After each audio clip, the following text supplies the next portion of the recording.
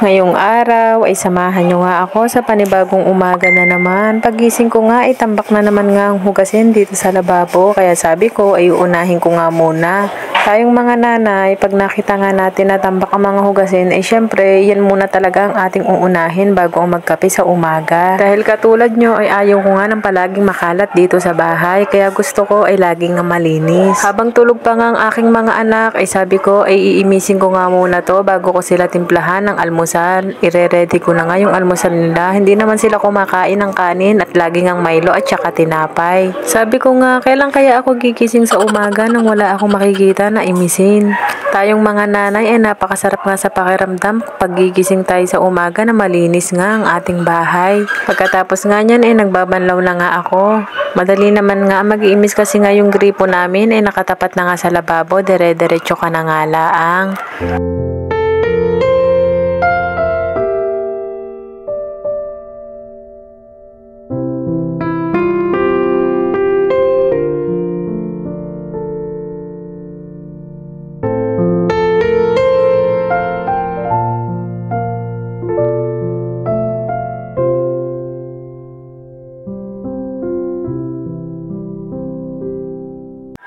Pagkatapos ko nga dyan, isinunod ko na nga itong burner at napakadumi na nga. Naglagay na nga ako ng dishwashing dyan at binrush ko na nga lang ng steel wool. Isa na din nga ito sa gamit na palagi nating gamit na gamit araw-araw dahil dito nga tayo naglulutong mga nanay.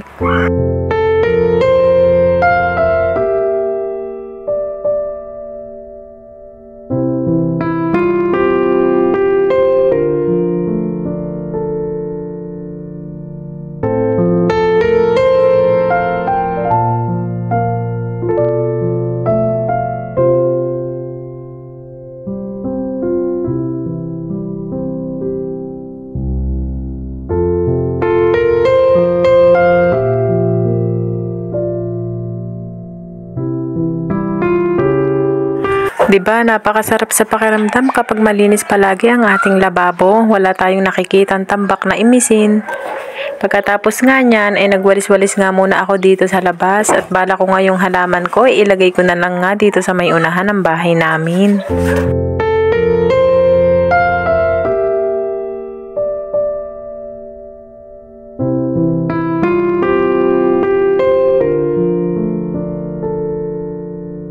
Pagkatapos ko nga magwalis-walis, ay isinunod ko na nga linisin itong pinto ng aming CR at talagang kitang-kita na nga yung mga puti-puti niya. Habang naglilinis nga ako ay nakikimali-mali si Baby James. Sabi ko sa kanya, punasan niya yung CR. Yung pinto pala ng CR. Kaso nga, parang iba nga yung pinupunasan niya dyan. Ito nga ang bibig niya, pinupunasan niya. Ayan na nga, kaya nga kinuha ko na nga agad yan at baka nga maisubo pa niya madumi.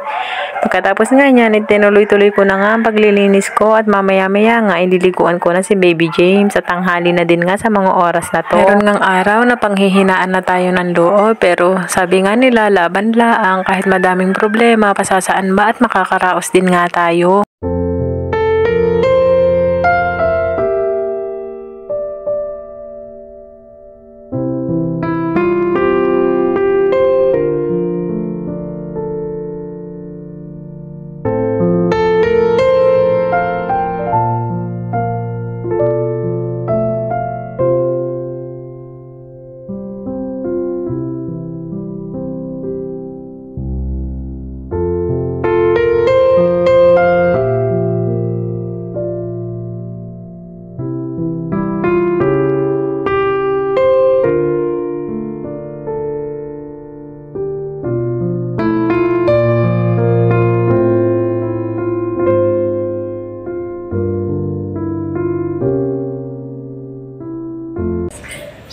Kaya mo sila. Ice cream yan. Ice cream yun. Ice cream yan. Oh, bakit malungkot si Jace? Bakit po malungkot si Baby Jace? Malungkot po. Hi ka sa kanila. Masya tulog na. Liligo na. Pagkatapos ko nga dyan ay pinaliguan ko na nga si Baby James. Sabi ko nga ay saglit lang gawa ng nag-iiyak nga siya dyan. At ito na nga, natapos ko na nga paliguan si Baby James.